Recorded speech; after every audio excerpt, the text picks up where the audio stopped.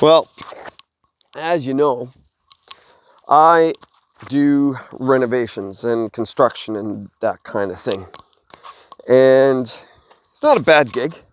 I grew up playing with Lego. Now I just have bigger pieces and bigger tools to put it together with. Lots of fun. And for the most part, it hasn't done me wrong. However, I now have a condition, probably because I've been breathing in too much crap and not wearing my aerator. You know, whether or not you agree with wearing masks, I'll tell you one thing. When you're doing drywall, you got to wear a mask.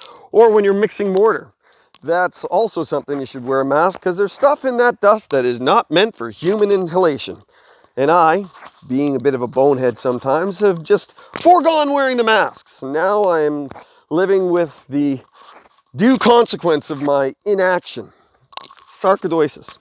Basically what happens is all that crap that I've been breathing in goes into my system, and my lymph nodes, the best that I understand it, I'm no doctor, but my lymph nodes take out the impurities, but that stuff that I've been breathing in was intended to harden. So when it all gets together in the fluids of my body, supposedly we're made up of 197% water. I don't know, not big of a mathematician either.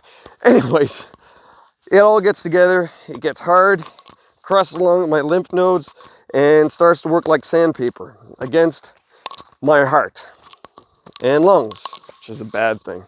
So I got to be careful. And it's, after a while, body, the way God's designed it, will clean it out, but I got to be careful.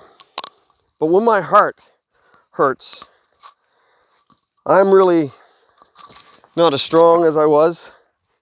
I'm not feeling as good as I was. My heart is something that God has put a rib cage and a sternum and everything around so that my heart would be protected. But he also says, he gives us a breastplate of righteousness. And that breastplate of righteousness is designed to protect our heart. See, a lot of times we don't understand the goodness of God until we live the goodness of God. And the breastplate of righteousness is, as we live out a righteous life, our hearts are protected. And our hearts are protected because we begin to understand the goodness of God. We begin to understand what it is that God has intended for us. And see, those are things that give us a better perspective on how God would have us to live our life. And therefore, our hearts are protected from a life that is undesirable. You see what I'm saying? The more we live out God's truth, the more we begin to understand God's truth. The more we begin to understand God's truth, the more we appreciate God's truth. The more we appreciate God's truth, the more we want God's truth. And the more we want God's truth, the more we live God's truth. There's a good circle. Not a vicious circle, it's a good one.